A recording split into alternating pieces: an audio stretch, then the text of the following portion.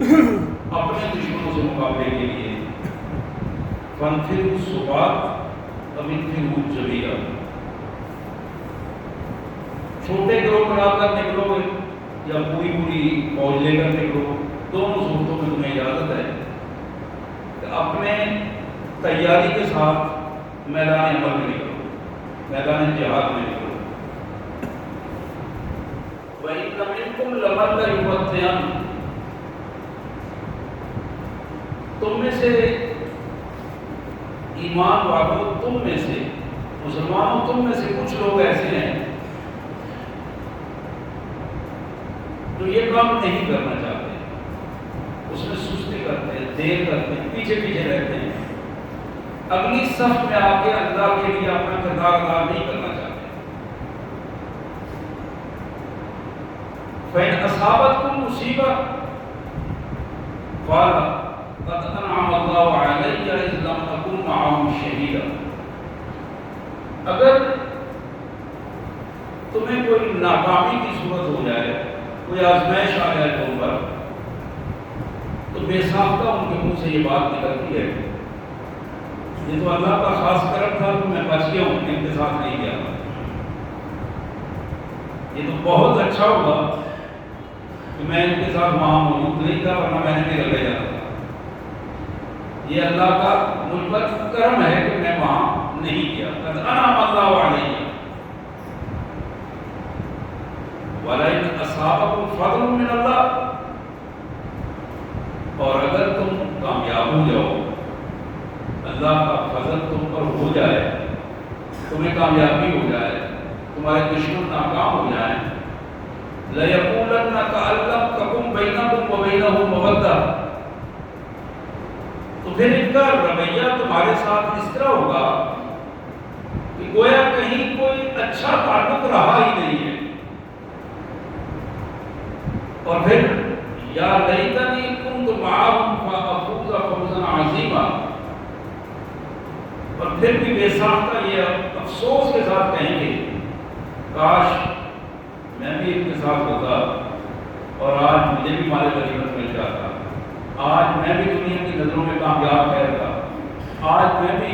ان کی خوشیوں میں شامل ہوتا۔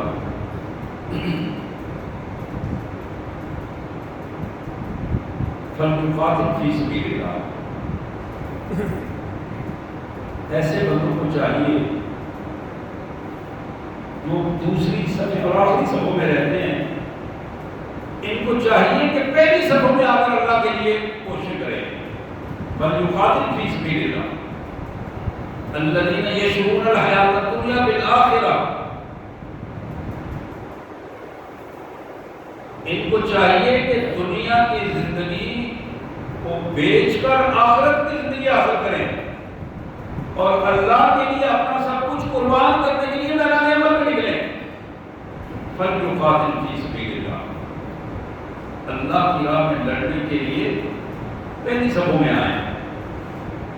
اور اپنی دنیا کی زندگی کو بیچ کر آخرت کی زندگی کو کامیاب بنائیں، عارضی زندگی کی بجائے ہمیشہ کی زندگی کو حاصل کریں۔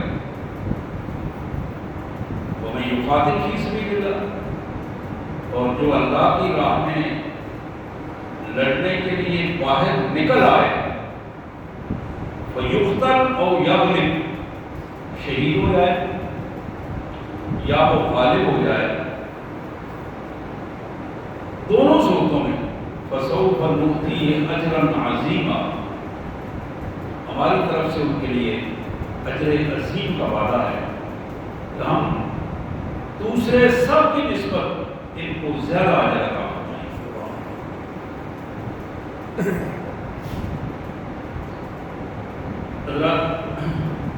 یہ دو باتوں سے تبصرہ تھا، اور آخر میں اللہ تعالیٰ نے جھنجھوڑ کر کے پوچھا ہے، اور یہ سوال پوری امت مسلمہ سے بھی ہے، مجھ سے بھی ہے، آپ سے بھی ہے، سب سے ہے۔ سوال یہ ہے کہ وَمَا لَكُمْ لَا تُقَاتِلُونَ فِي سَبِيلِ اللَّهِ، وہ کلمہ پڑھنے والوں تمہیں کیا ہو گیا ہے کہ تم اللہ کی راہ میں لڑنے کے لیے نہیں نکلتے ہو؟ ایک دوسری آیت میں آتا ہے کہ تم زمین وما لكم لا تقاتلون في سبيل الله، کیا ہو گیا تمہیں؟ والمستضعفین من الرجال، حالانکہ تمہارے ساتھی جو کلمہ پڑھنے والے مسلمان کمزور بوڑھے مرد پکار وقت میں آوازیں دے رہے ہیں، والنساء،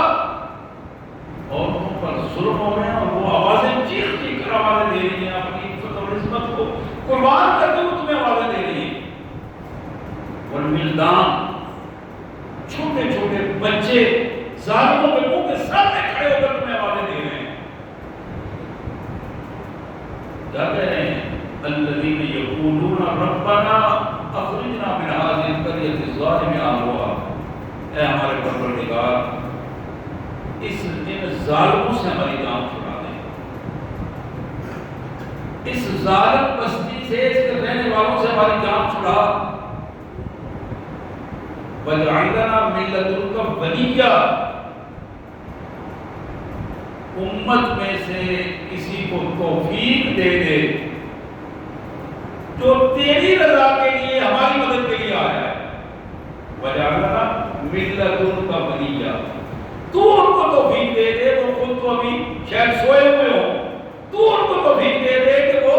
ہماری مدد کے لیے گھر سے نکل کر میدان میں آ جائے،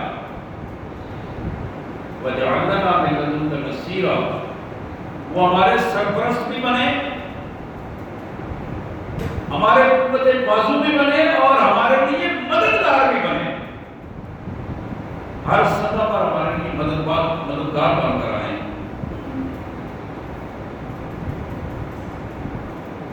اس دعا کے بعد اور اس چیلنج کے بعد آخری آیت میں اللہ تعالیٰ جو بات فرما رہے ہیں وہ اور زیادہ اہم بات ہے، الذین آمنوا یقاتلون فی سبیل اللہ،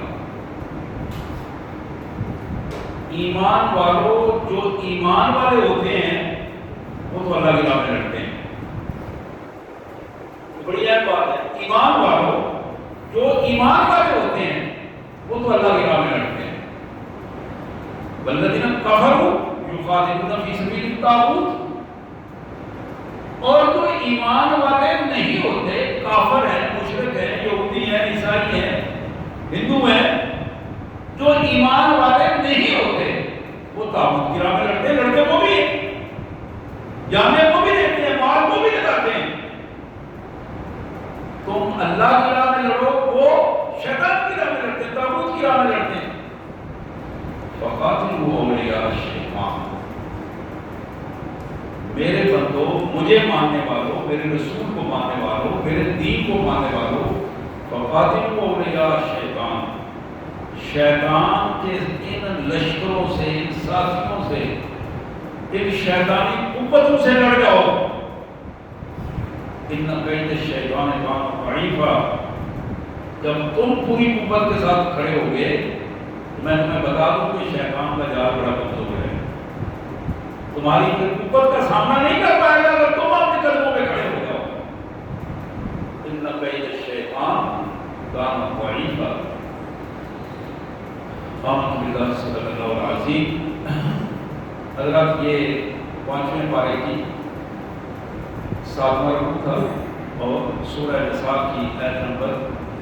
71 سے 76 تک ان آیات کا متن بھی اور ترجمہ اور مفہوم بھی میں نے اپنے انداز میں آپ کے سامنے رکھا۔ آج امت مسلمہ کی جو حالت ہے اور جس سطح پہ ہم پہنچ چکے ہیں، یہ ایک ایسا سوالیہ نشان ہے، کلمہ پڑھنے والا بندہ اگر تھوڑا سا غور کرے تو اسے محسوس ہوگا کہ ہم اپنے نظریے سے بہت دور نکل رہے ہیں،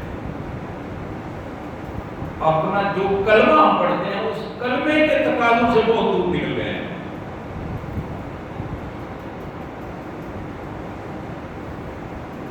محمد رسول اللہ صلی اللہ علیہ وسلم کے ساتھیوں نے کلمہ پڑھا اور کلمہ پڑھنے کے ساتھ ہی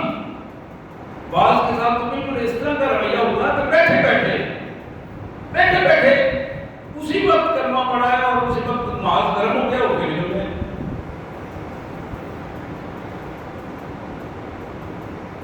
شادی ہوئی ہے،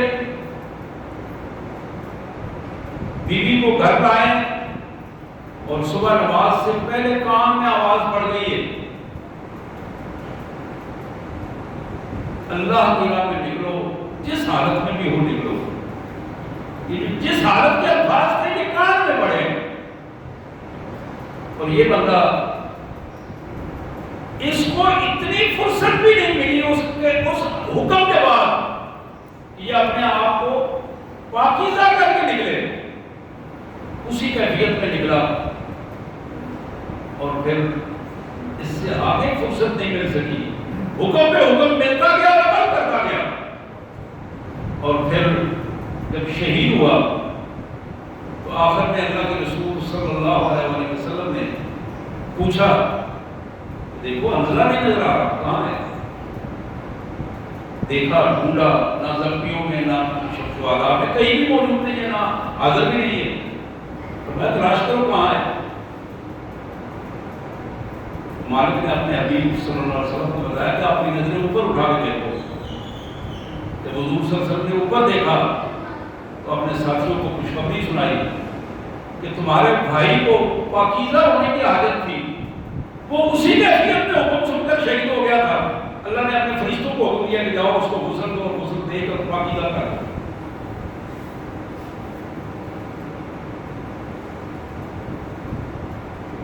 ایک صحابی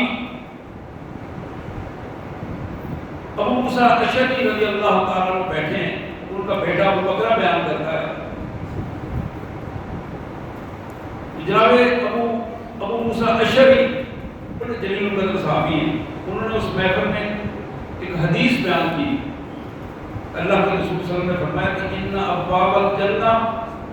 تحت ظلال السیوف. یہ حدیث بیان کی. جنت میں وہ دروازے جہاں سے بندے نے جنتی میں داخل ہونا ہے وہ تلواروں کے سائے سے گزر کر جنت میں آئے. جنت کے دروازے کو تلواروں کے سائے سے وہاں جانے کے لیے گزرنا ہے. حدیث میں یہ الفاظ ہیں کہ ایسا آدمی وہاں بیٹھا تھا، بظاہر بڑا مسکین اور غریب سا آدمی، پھٹے ہوئے کپڑے، پراگندہ بال، اٹھ کر کھڑا ہو گیا اور اس نے پوچھا موسیٰ اشعری سے کہ حضرت یہ جو حدیث آپ نے بیان کی ہے آپ نے خود سنی ہے رسول اللہ صلی اللہ علیہ وسلم سے؟ جناب موسیٰ نے کہا خدا کی قسم میں نے میرے علم کانوں نے خود محمد رسول اللہ صلی اللہ علیہ وسلم سے یہ الفاظ سنے ہیں. حدیث میں الفاظ آتے ہیں اس بندے نے اپنی نیام کو کھینچا، اپنی تلوار سے کھینچ کر توڑ کے اس نیام کو اسے نیچے پھینک کے اس نے کہا تلوار نیام میں نہیں جائے گی. خدا کی قسم میں انہی تلواروں کے سائے میں اللہ کی اس جنتوں کا میں جاؤں گا جس جنتوں کا یہاں ذکر کیا گیا. اور بندہ اٹھا اور جہاد کا میدان گرم تھا، کتاب کے میدان میں اترا اور پھر کئی کافروں کو فنار کرتے ہوئے بلا کر اپنے اللہ کے حضور پہنچا. حضرات رسول اللہ صلی اللہ علیہ وسلم نے 2 ہجری میں جب پہلا غزوہ بدر ہوا ہے حضور نے اعلان فرمایا کہ اللہ کی راہ میں نکلو. اس اعلان سے پہلے آپ نے ایک میٹنگ بلائی. اس میٹنگ میں انصار بھی موجود تھے، اس میٹنگ میں مہاجرین بھی موجود تھے، سارے صحابہ کرام بڑے بڑے بیٹھے تھے، قبائل کے سردار بیٹھے تھے.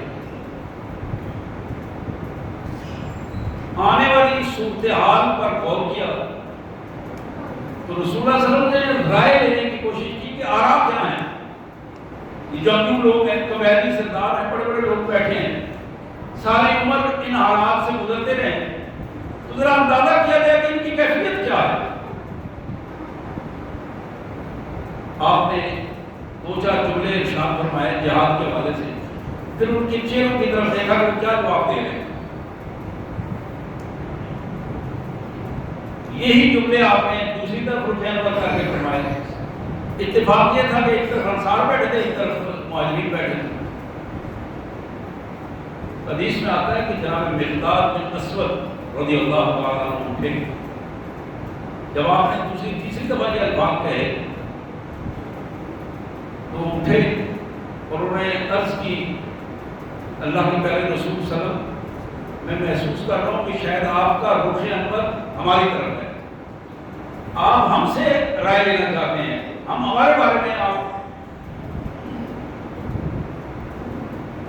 کہنے لگے، عرض کرنے لگے کہ میرے آقا اللہ شاہد ہے کہ ہم جنہوں نے آپ کا کلمہ پڑھا ہے، اللہ کی قسم آپ دریاؤں میں حکم دیں گے تو ہم دریاؤں میں کود جائیں گے، آپ ہماری جانوں میں آخری قطرہ خون کا مانگیں گے تو آخری قطرہ بھی ہم نشان کریں گے، اور ہم میں سے کوئی فرد بھی، یہ میرے ساتھی بیٹھے ہیں، کوئی فرد بھی آپ کے حکم سے سرکابی نہیں کرے گا اور ایک لمحہ کے لیے بھی پیچھے نہیں ہٹے گا۔ تو پھر وہ تاریخی الفاظ، میرے آقا ہم قوم موسیٰ نہیں ہیں، قرآن میں جس کا تذکرہ ہوا تو انہوں نے کہا حضرت موسیٰ کو کہ فَذْهَبْ أَنْتَ وَرَبُّكَ فَقَاتِلَا إِنَّا هَٰؤُلَاءِ قَاعِدُونَ، موسیٰ تم جاؤ، تم اور تمہارا رب جا کے وہاں لڑے، جب تم غالب آ رہے ہو تو ہمیں بھی بتا دینا، ہم بھی وہاں جائیں گے۔ جناب مقداد نے کہا نہیں، ہم قوم موسیٰ نہیں ہیں، ہم قوم محمد ہیں صلی اللہ علیہ وسلم۔ اور قوم محمد کون تھے آپ کے علم میں ہوگا، جب غزوہ خندق کھود رہے تھے محمد رسول اللہ صلی اللہ علیہ وسلم ساتھ تھے، ایک ایک فرد اپنی قربانیاں پیش کر رہا تھا، اور پھر اپنی زبان پہ یہ جملے تھے، نحن الذین بایعوا محمدا علی الجہاد ما بقینا ابدا، ہم وہ لوگ ہیں جنہوں نے محمد رسول اللہ صلی اللہ علیہ وسلم کے دست حق پرست پر بیعت کی ہے، ہم وہ لوگ ہیں نحن الذین بایعوا محمد، ہم نے بیعت کی ہے، ہم نے اپنے آپ کو بیچ دیا ہے محمد رسول اللہ کے کلمے پر، ہم نے اپنی زندگی کو بیچا ہے، مالوں کو بیچا ہے، عزت کو بیچا ہے آخرت کے بدلے میں۔ نحن الذین بایعوا محمدا علی الجہاد ما بقینا ابدا، زندگی کا جو سانس بھی آخر تک رہے گا اس ہر سانس کو ہم اللہ کے حضور جہاد میں قربان کر دیں گے۔ حضرات یہ وہ لوگ تھے، مقداد بن اسود جیسے لوگ، یہ وہ عظیم لوگ کہ جب غزوہ بدر ہوا تو اس غزوہ بدر کی پوزیشن یہ تھی، اور پھر غزوہ احد ہوا۔ اب غزوہ احد میں بڑے بڑے جرنیلوں کے ساتھ وہ عظیم خواتین مائیں، ان کا کردار کی تاریخ میں ایک نمونے کا کردار ہے، نمونے کا کردار۔ تو ایک موقع پر بعد میں رسول اللہ صلی اللہ علیہ وسلم نے فرمایا کہ خدا کی قسم وہ موقع کہ جب غزوہ احد میں میں زخمی ہوا، اس وقت مجھے ہر طرف، میں چاروں طرف دیکھ رہا تھا، جو خاتون میرے دفاع میں چاروں طرف اپنی تلوار لے کر میرا حفاظت کر رہی تھی، اس کا نام میں ہمارا ہے۔ کبھی وہ سامنے سے، کبھی سائڈ سے، کبھی ادھر سے، ہر جگہ پر وہ تلوار لے کر اللہ کے رسول صلی اللہ علیہ وسلم کے دفاع میں۔ حضرات بچوں نے، چھوٹے چھوٹے بچوں نے، آپ کو معلوم ہے کہ معاذ اور محبت جب عبد الرحمن بن عوف سے پوچھ رہے تھے کہ مجاہد کہاں ہے، ان سے پوچھا بیٹا تم نے کیا کرنا ہے، تو ایک ہی جملہ انہوں نے کہا، آج ہمیں کانوں میں باتیں آتی ہیں، نکل جاتی ہیں، ہمیں معلوم محسوس نہیں ہوتا ایمان کا تقاضا کیا ہے۔ چھوٹے چھوٹے بچوں نے کہا چچا ہم نے سنا ہے کہ وہ ہمارے پیارے آقا کو گالیاں دیتا ہے، بس ایک ہی جملہ تھا۔ انہوں نے کہا تم کیا کرو گے، انہوں نے کہا خدا کی قسم ہم اس کو ٹکڑے کر دیں گے۔ اب عبد الرحمن بن عوف کہتے ہیں میں مسکرایا کہ یہ چھوٹے چھوٹے بچے ہیں، یہ کیا کریں گے، اور وہ جو اس وقت کمانڈر ہے فوجوں میں گھرا ہوا ہے، دور سے میں نے کہا وہ سامنے گھوڑے پر تمہیں نظر آ رہا ہے جس کے ارد گرد سارے فوجی ہیں، وہ سامنے وہ ابو جہل ہے۔ عبد الرحمن بن عوف کہتے ہیں میں چند لمحے لڑائی میں مصروف ہو گیا، تھوڑی دیر بعد میں نے دیکھا تو میں حیران ہو گیا کہ ابو جہل زمین پہ تڑپ رہا تھا، ایسے شہید کی طرح وہ بچے گئے اور انہوں نے حملہ کر کے حملہ کیوں کیا، اپنی جان کو کیوں خطرے میں ڈالا؟ تو کھیلنے کے دن تھے، اس لیے وہ میرے محبوب کو گالیاں دیتا۔ لوگوں آج محبوب بدل گئے ہیں، ہم گندے محبوبوں کو ہم نے اپنا محبوب بنا لیا ہے، ہماری محبتوں کے زاویے بدل گئے ہیں، رویے بدل گئے ہیں، کسی کے محبوب دولت ہے، کسی کا محبوب کو گندی عورتیں ہیں، کسی کا محبوب کچھ ہے، کسی کا محبوب کچھ ہے، ہوس پرستی ہے۔ جہاں محبوب محمد کریم صلی اللہ علیہ وسلم ہو وہاں پر جانوں کی پرواہ بھی نہیں ہوا کرتی، مالوں کی پرواہ نہیں ہوا کرتی، عزتوں کی پرواہ نہیں ہوا کرتی۔ محمد رسول اللہ صلی اللہ علیہ وسلم، یہ دو غزوے ایسے ہوئے ہیں جو آپ کی قیادت میں رمضان المبارک میں لڑے گئے، غزوہ بدر بھی اور غزوہ احد بھی۔ ان غزوات کے بعد ہم جب اپنی آج کی صورتحال دیکھتے ہیں، آپ یقین کریں کہ ہماری تو ریاست جب وجود میں آئی تھی ہم تو اس وقت سے آتے جنگ میں، 70 سال سے ہمیں آتے جنگ میں رہنا چاہیے تھا۔ اللہ نے جو خطہ ہمیں دیا ہے، یہ خطہ اسی لیے دیا ہے کہ یہ تمہارا خطہ پاک خطہ ہے، پاکستان ہے، پاک خطہ ہے، بلد طیبہ ورب غفور، یہ الفاظ ہیں سورہ سبا کے، اور یہ پاک یعنی کمال قسم کا پاکستان لفظ کا ترجمہ ہے، بلد طیبہ پاکستان، ایک خوبصورت پاک وطن، اور وہ پاک وطن دینے والا رب الغفور، مالک غلطیوں کو معاف کرنے والا، رحمتیں لٹانے والا۔ یہ جو اس نے ہمیں خطہ دیا ہے، یہ خطہ اس لیے دیا ہے کہ اس پاک سرزمین پر اللہ کا قانون نافذ ہو اور اس کے ذریعے پوری دنیا کے لیے یہ خطہ محافظ کے طور پر کردار ادا کرے۔ سر نیچا کر کے اپنا تحفظ نہیں، پہلے پاکستان نہیں، پہلے اسلام اور پہلے امت کا تحفظ کرنے والا بنے۔ جو شخص اپنے آپ کو دوسرے کا تحفظ کے لیے لگاتا ہے، اللہ اس کی عبادت خود کرتا ہے۔ اللہ ایسوں کی عبادت نہیں کرتا جو اپنے آپ کو بچانے کے لیے اندر اگلے کوٹھے میں داخل ہو جائیں، ان کی اللہ عبادت نہیں کرتا، ان کو پھر ان کے حال پہ چھوڑ دیتا۔ آج کشمیر میں جو کچھ ہو رہا ہے اور جس انداز میں مہینوں سے سال گزر گئے ہیں، آج جس لاک ڈاؤن سے ہم بعض اوقات پریشان ہو جاتے ہیں، وہاں تو لاک ڈاؤن کی آخری حالت کرفیو کی کیفیات میں ہے، وہاں تو وہ اپنے بچوں کی اور اپنے گھر والوں کی حفاظت سے وہ اتنا ان کو اتنی فرصت نہیں ہے، اتنا موقع نہیں ہے کہ وہ کسی دوسری گھر میں جا کر دوسرے کی حفاظت کر سکے اور اس کو راشن کی وہ کیفیت ان تک پہنچا سکے۔ لیکن ہمیں ان کی بجائے اگر غور کیجیے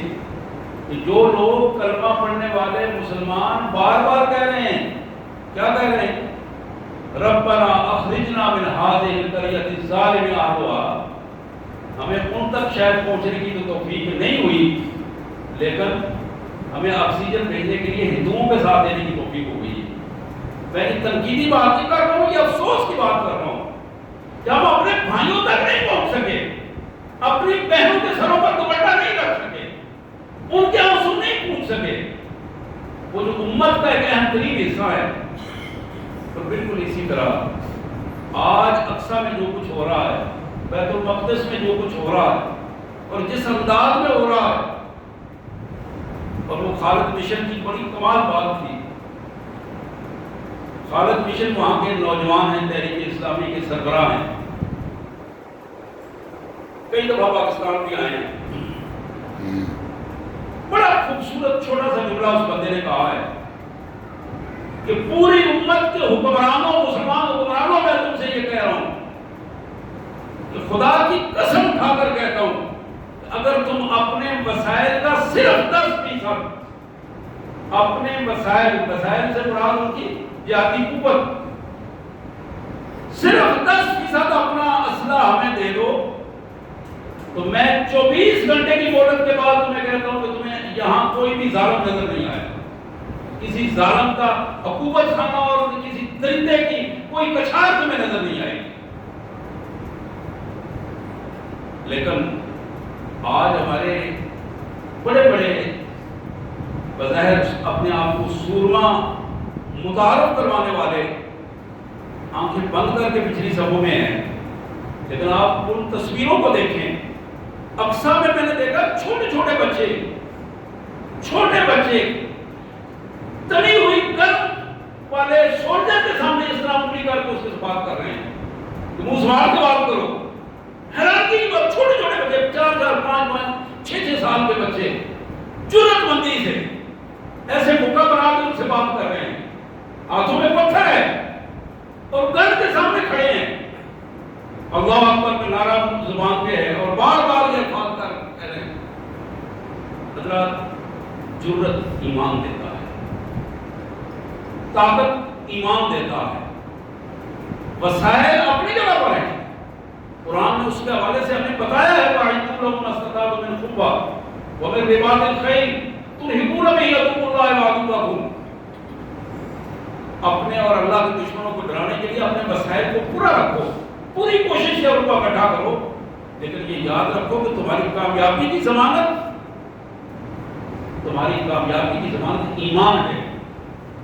ایمان ہے، اور یہ ایمانی قوت ہی ہے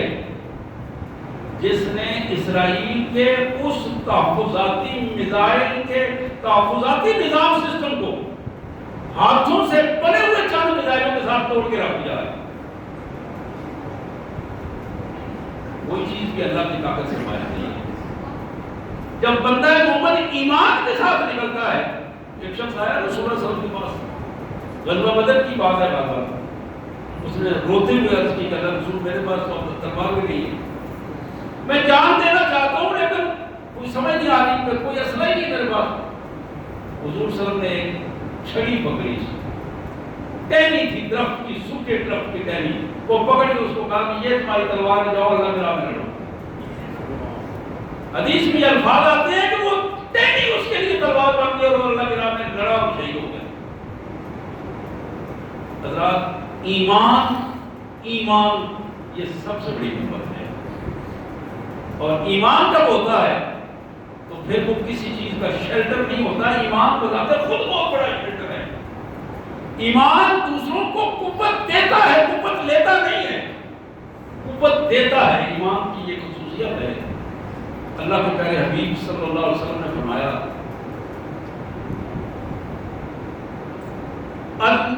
المؤمن یعلو ولا یعلی، او کما قال رسول اللہ صلی اللہ علیہ وسلم، بلکہ حدیث کے الفاظ ہیں ان الاسلام یعلو ولا یعلی، اسلام غالب ہونے کے لیے ہے، مغلوب ہونے کے لیے نہیں ہے۔ لیکن غالب ہونے کے لیے محمد کریم صلی اللہ علیہ وسلم نے اور خود اللہ نے جو نسخہ میں بتایا تھا یہ تھا کہ اگر تم ایمان والے رہو گے، سچا ایمان اپنے اندر رکھو گے، تو پھر تم ہی کامیاب رہو گے، دنیا میں تم ہی کامیاب رہو گے اگر تمہارے پاس ایمان غالب ہوگا۔ تو آج سب سے بڑا مسئلہ امت مسلمہ کا ہے، وہ عرب ہوں یا عجم ہوں، کہیں بھی ہوں، مسئلہ ان کا یہ ہے کہ وہ اپنے معاشی چکروں میں پھنس گئے ہیں، اور اتنے برے پھنس گئے ہیں، اللہ کے دشمنوں نے انہیں اتنے برائی میں پھنسا دیا ہے کہ وہ اپنے ان چکروں سے نکل نہیں پا رہے۔ اور یہ بات بھی اللہ کے ہاں طے ہے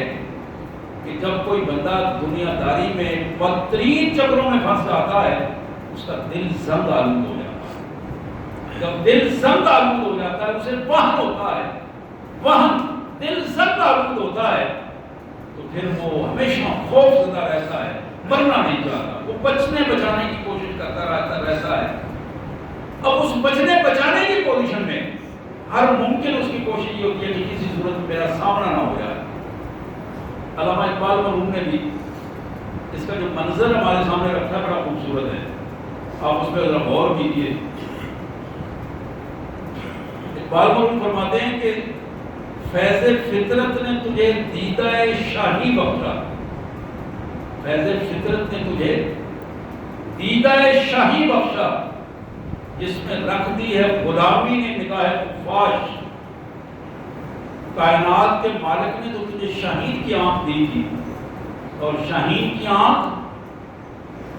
جبٹنے کے لیے ہوتی ہے، جہاد کے لیے ہوتی ہے، اور تمہاری غلامی کے تصورات نے تمہیں چمگادڑ بنا دیا ہے۔ تمہاری غلامی نے تمہیں شاہین کی بجائے چمگادڑ بنا دیا ہے۔ فیض فطرت نے تجھے دیدہ شاہی بخشا، جس میں رکھ دی ہے غلامی نے نگاہ خفاش۔ عصر حاضر ملک الموت ہے تیرا، عصر حاضر ملک الموت ہے تیرا، عصر حاضر ملک الموت ہے تیرا، قبض کی روح تیری دیں گے تجھے فکر معاد۔ اس دور میں ملک الموت کا کردار ادا کر کے تمہیں معاشی چکروں میں ڈال کر موت، یعنی زندہ ہو کر بھی تم مردہ ہو۔ بظاہر تم زندہ ہو، لیکن تمہاری زندگی بھی موت کی زندگی ہے کہ جب تم کچھ کر نہیں پا رہے۔ پھر فرماتے ہیں دل لرزتا ہے حریفانہ کشاکش سے تیرا، جب کوئی آواز آتی ہے تو تم گھبرا جاتے ہو، تریڑی آتی ہے، جسم کانپنا شروع کر دیتا ہے۔ دل لرزتا ہے حریفانہ کشاکش سے تیرا، زندگی موت ہے کھو دیتی ہے جب ذوق خراش، زندگی موت ہے کھو دیتی ہے جب ذوق خراش۔ جب آدمی بچنے کی کوشش کرتا ہے تو پھر وہ زندہ نہیں، پھر اپنے آپ کو وہ مردوں میں شمار کرتا ہے۔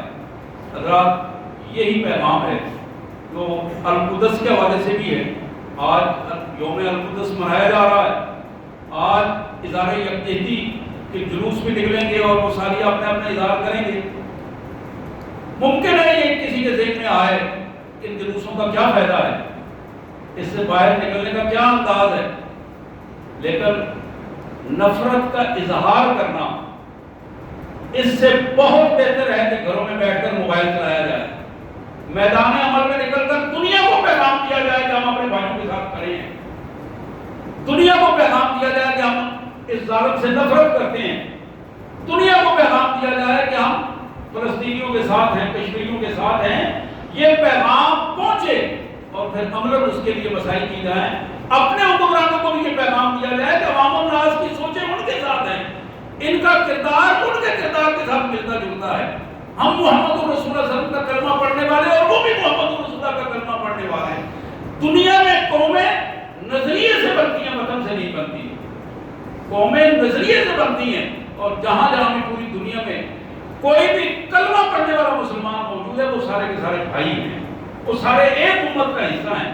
اللہ سے دعا ہے اللہ تبارک و تعالیٰ ہمیں توفیق عطا فرمائے کہ ہم ہر سطح پر، ہر کیفیت میں، پوری دنیا میں جہاں بھی ہمارے بھائی مظلوم ہوں ہم ان کے ساتھ کھڑے ہوں۔ وآخر دعوانا الحمدللہ رب العالمین۔